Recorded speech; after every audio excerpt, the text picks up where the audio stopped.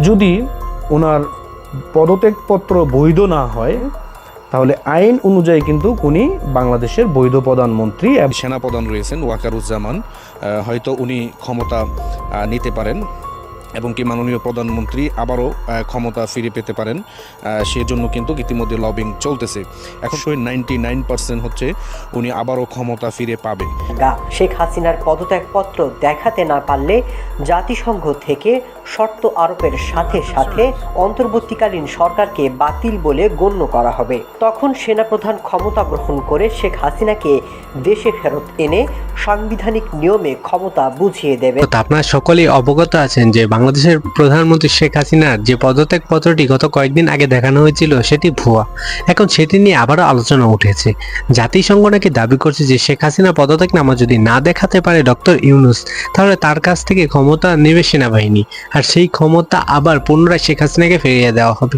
সেটা নিয়ে জাতিসংঘের একজন কর্মকর্তা মুখ খুলেছে। যেন আমরা সেই বক্তব্যটি শুনে আসি, তারপর বিস্তারিত আলোচনা করা হবে। চিন্তার বিষয়টি এখন আমরা জনগণ কি ধরবো যে উনি 27 তারিখে যে জাতিসংঘের যে আপনার অধিবেশন সেটাতে কি উনি যোগ দিতে পারবে কিনা বা যোগ দিবে কিনা। আমরা অনেকেই জানি যে ভারতে উনি রাজনৈতিক আশ্রয় ইতিমধ্যে রয়েছেন। ভারতে বিশেষ করে উনি এখানে যতদিন ইচ্ছা ততদিন থাকতে পারবে, এটাও সত্য কথা যে ভারতে আপনার বাংলাদেশের এবং কি ওই সরকারের একান্তই বন্ধু বা ভারত বাংলাদেশের সুসম্পর্কই চায় সবসময়, আমরা যেটা দেখি বা আমরা দেখতেছি। রাজনৈতিক আশ্রয় কিন্তু উনি এখানে রয়েছেন, এটাই সত্য। আর বিশেষ করে উনি জাতিসংঘের ভাষণ দিতে যাবে কিনা বা ওনার ভিসার মেয়াদ আছে কিনা ভারতে, এরকম বিষয়টা নিয়েও কিন্তু অনেকে প্রশ্ন উঠিয়েছেন। যদি ওনার পদত্যাগপত্র বৈধ না হয় তাহলে আইন অনুযায়ী যদি কিনো আপনার আন্তর্জাতিক কোনো ষড়যন্ত্র যদি না থাকে তাহলে আইন অনুযায়ী কিন্তু উনি বাংলাদেশের বৈধ প্রধানমন্ত্রী এবং সংবিধান অনুযায়ী উনি বাংলাদেশের বৈধ প্রধানমন্ত্রী এবং কি উনি জাতিসংঘে ভাষণ দেওয়ার ক্ষমতা রাখেন যদি আন্তর্জাতিক কোনো ষড়যন্ত্রের শিকার উনি না হয়। এখন প্রশ্ন হচ্ছে ওই দেশটা তো আমার নিজের না, ওই দেশটাতে আমাকে ভিসা দিবে না। আমি বাংলাদেশের প্রধানমন্ত্রী ঠিক আছে, ওই দেশটা আমাকে ভিসা দিবে না, আমি ওই দেশে ঢুকতে পারবো না। আমি যত বৈধ প্রধানমন্ত্রী হই না কেন, যদি আমাকে ওই দেশে ঢুকতেই দেওয়া না হয় তাহলে আমি ভাষণ কীভাবে দিব। এবং কি ডক্টর ইউনূস সাহেবকে ভিসা দিতে পারে বা ডক্টর ইউনূস সাহেবকে আমন্ত্রণ জানাতে পারে। এখন পর্যন্ত জাতিসংঘ যে এই বিষয়টা ইতিমধ্যে বলে আসছে যে প্রধানমন্ত্রীর বৈধ পদত্যাগপত্র এখন পর্যন্ত জাতিসংঘে জমা দিতে পারেনি। আল জাজিরার একটি নিউজে ইতিমধ্যে আপনারা হয়তো দেখেছেন। যদি তারা এটি না দিতে পারে, জমা না দিতে পারে, আর যদি ডক্টর ইউনূস সাহেব আপনার জাতিসংঘের অধিবেশনে যায় তাহলে কিন্তু এটাতে কিন্তু আপনার প্রধানমন্ত্রীর বাংলাদেশের যে প্রধানমন্ত্রী এখন উনি রয়েছেন এটা কিন্তু অবৈধ হিসাবে কিন্তু বিবেচনা করা হয় নাই। এটা কি বিবেচনা করা হয় যেটি একটা একতরফা একটি অবিচার। আমি মনে করব যে একটি নিজস্ব ক্ষমতা একটি রাষ্ট্র ইতিমধ্যে বাংলাদেশে প্রয়োগ করেছে যে শেখ হাসিনা সাংবিধানিকভাবে আইনিভাবে ক্ষমতায় থাকার পরও তাকে ক্ষমতা থেকে উৎখাত করা হয়েছে এবং কি তারা তাদের পছন্দ মতো একটি সরকার বাংলাদেশে তারা বসিয়েছে। এটা কিন্তু আপনার ওই সময় জানার। ইতিমধ্যে অনেকেই প্রশ্ন করতেছেন যে মাননীয় প্রধানমন্ত্রী উনি কি জাতিসংঘের অধিবেশনে যোগ দিতে আদৌ যাবে কিনা এবং কি যাওয়ার প্রস্তুতি কতটুকু এবং কি এটাই প্রমাণ করবে যে উনি বাংলাদেশের বৈধ প্রধানমন্ত্রী। এখন এই বিষয়টা নিয়ে দেখা যাচ্ছে কি সামাজিক যোগাযোগ মাধ্যমে অনেকটাই আপনার আলোচনা এবং কি সমালোচনা উভয়টাই হচ্ছে। আমরা যদি সাম্প্রতিককালে 5ই আগস্ট ওই সময়টাতে যদি আমরা ফিরে যাই তাহলে দেখা যাচ্ছে কি যে উনি যে ভারতে চলে গেল, ওনাকে কিন্তু সেনাবাহিনীর নিরাপত্তার মাধ্যমে ওনাকে ভারতে সসম্মানে পৌঁছে দিয়ে আসলো কারা? বাংলাদেশ সেনাবাহিনী। এখন সেনাবাহিনীর যে প্রধান ওয়াকারুজ্জামান স্যার উনি ইতিমধ্যে একটি সাক্ষাৎকারে বলেছেন যে উনি ভারতে চলে গেছে, আমি এই বিষয়টা অবগত নয় এবং কি আমি জানতাম না, এবং কি উনি যদি ওই পরিস্থিতিতে নাও যেতেন তাহলে ওনার প্রাণহানি বা বিপদের সংখ্যা ছিল। তো উনি চলে গেছেন ওনার সেফটির জন্য বা সেফটি উনি নিয়েছেন। এখন প্রশ্ন হচ্ছে যে একজন অবৈধ প্রধানমন্ত্রী যদি উনি হয় তাহলে ওনাকে কেন ভারতে আপনার সেনাবাহিনীর কঠোর নিরাপত্তায় ওনাকে ভারতে নেওয়া হলো এবং কি উনি কেন ভারতে গেল। একজন অবৈধ প্রধানমন্ত্রীকে আপনার এরকম প্রোটোকল দিয়ে একটি রাষ্ট্র অতিক্রম করে অন্য আরেকটি রাষ্ট্রে নেওয়ার কোনো প্রয়োজন ছিল না, যেহেতু উনি অবৈধ প্রধানমন্ত্রী বা উনি পদত্যাগ করেছেন। হয়তো উনি এখানে থাকবে না, হয়তো উনি ঢাকায় থাকবে না, হয়তো উনি টঙ্গিপাড়ায় চলে যাবে যেহেতু ওনার গ্রামের বাড়ি ওখানে। আর আপনারা জানেন যে টঙ্গিপাড়া এমন একটি জেলা যেখানে কিনা আপনার বাংলাদেশের যদি বলেন যে অর্ধেক সেনাবাহিনী ওখানে চলে গেছে, সেখান থেকে কিন্তু শেখ হাসিনাকে আনা সম্ভব হতো না। এখন প্রশ্ন হচ্ছে যে উনি ভারতে চলে গেলেও সেনাবাহিনীর যেই প্রধান ওয়াকারুজ্জামান স্যার, উনি নাকি এই বিষয়টা অবগত ছিল না। এখন আপনি কিভাবে ভাববেন যে উনি আপনার পদত্যাগ করে তারপর ভারতে চলে গেছে? এমনটাও তো হতে পারে যে উনি পদত্যাগ করে নাই, উনি সেনাবাহিনীর উনি ভারতে চলে গেছেন নিরাপত্তার জন্য। এখন যদি উনি দাবি করে যে আমি বাংলাদেশের প্রধানমন্ত্রী, আমাদের বাংলাদেশের যেই সংবিধান রয়েছে, আপনারা অনেকেই বলেন যে এটি আওয়ামী লীগ সরকারের পাতানো সাজানো সংবিধান, যদি এটি কার্যকর থাকে তাহলে কিন্তু উনি প্রধানমন্ত্রী এখনও যে আছে সেটিও কিন্তু কার্যকর থাকবে। এখন আরেকটি প্রশ্ন এখানে আছে যে প্রধানমন্ত্রী যেহেতু চলে গেছেন, তাহলে রাষ্ট্রপতি কেন রইল? সবাই তো কিন্তু চেয়েছিল যে আওয়ামী লীগের যত আপনার লোক আছে বিভিন্ন ডিপার্টমেন্টে, তাদের সবাইকে আপনার করা হোক, সাসপেন্ড করা হোক। তাহলে রাষ্ট্রপতি কেন থাকলো?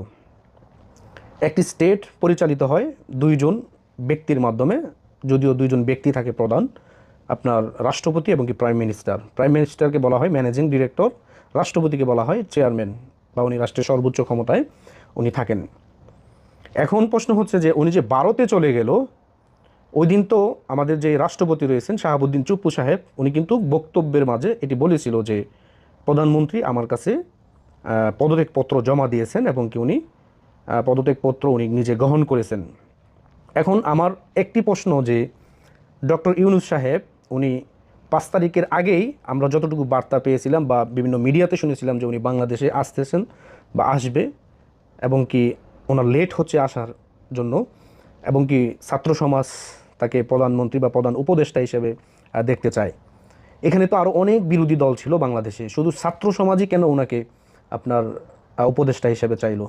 তার মানে কি আমরা সেটা ধরে নিতে পারি না যে ছাত্র সমাজের সাথে ডক্টর ইউনূস সাহেবের বিশাল বড় একটি লিয়াজু ছিল, যে এরকম একটি পরিস্থিতির মধ্যে তোমরা আমাকে দাবি করতে পারো যে আমাকে প্রধান উপদেষ্টা তোমরা বানাবে, বা তোমরা যদি আমাকে বানাও তাহলে এটা তখন ওই সময় বাংলার মানুষের কাছে গ্রহণযোগ্য হবে, যেহেতু তোমাদের এই বিপ্লবটি ছিল একান্তই তোমাদের। এখনও কিন্তু ছাত্র সমাজ এটাই দাবি করে যে এই বিপ্লব আমাদের, কিন্তু রাজনৈতিক দলগুলোকে তারা পাত্তাই দিচ্ছে না। বাংলাদেশে যে বিএনপি 15 বছর যাবৎ তারা এতটি মামলা হামলা শিকার হয়েও তারা যে রাজনীতি করেছে, মাঠে ছিল, তাদেরকে কিন্তু তারা স্বীকারই করতে রাজি না সমন্বয়করা। এখন তারা যে স্বীকার করতে রাজি না, কিন্তু এই আন্দোলন কি শুধু সমন্বয়করাই ছিল?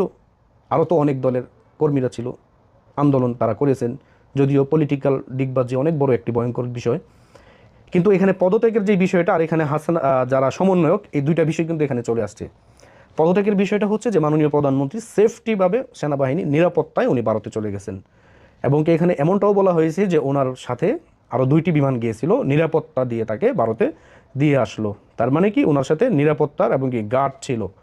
একজন অবৈধ বা একজন প্রাপ্ত আপনার অবসরপ্রাপ্ত প্রধানমন্ত্রীকে তো এত প্রোটোকল দেওয়ার কথা ছিল না।